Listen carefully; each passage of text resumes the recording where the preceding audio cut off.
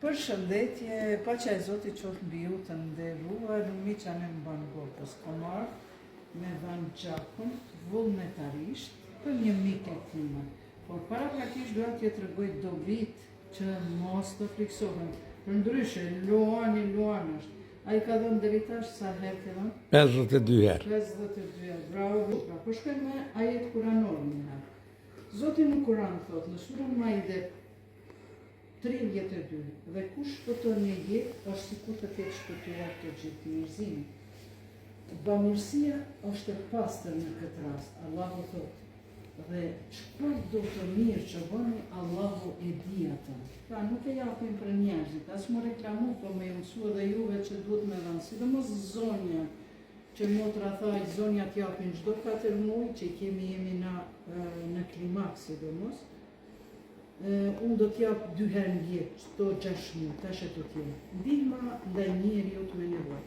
Kush ja lehtëson një vështirësi një besimtari në këtë botë, Allahu do t'ja lehtësoj vështirësitë në botën tjetër.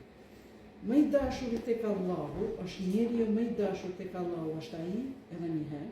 Njeriu më i dashur tek Allahu është ai i cili sjell shumë dobi te njerëzit. Tash po shkojmë nga Imam Aliu çka thotë, njerëzit janë ose vëllezër në fe, ose janë të barabartë me ty si njeri, prandaj gjaku im i bën B pozitive, lajmëroni kur çdo, ama mas 6 muajve. Jo tash. Okej, po mbika për ditëlindje, qershor, kur i bëj 59 vjet. Kush e shëron dhimbjen e një zemre të lëndruar, Allahu do t'ja shpëtoj, do ta shpëtoj nga dhimbjet e gjykimit.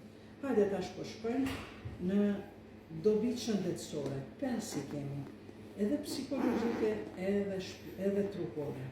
Dobit shëndetësore, nxit e regjενerimin e gjakut, trupi prodhon çeliza të reja, gjaku më të shëndetshme. 2. Ul tepricën e hekurit në gjak, sidomos te burrat dhe gratë pas menopauzës. Kjo ndihmon zemrën, kjo po ka për mua, se më herë po m'kap zemra kur po më idhron Luani.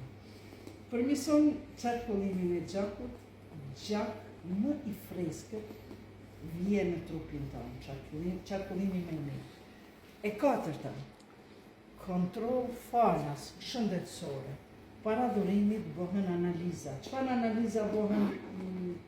Hepatita B, C. Jo veç pak.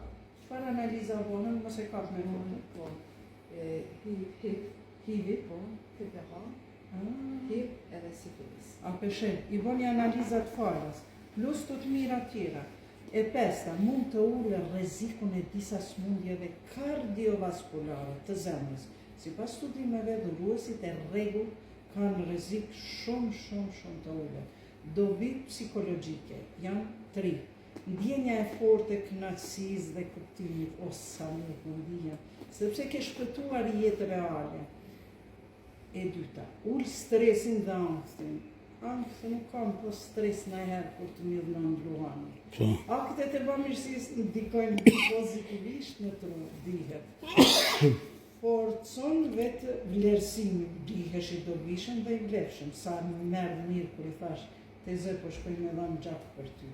E tregova që për tezën e burrit bile. Edhe ato po marr prej Prishtinës në Prizren. Vazhdojmë.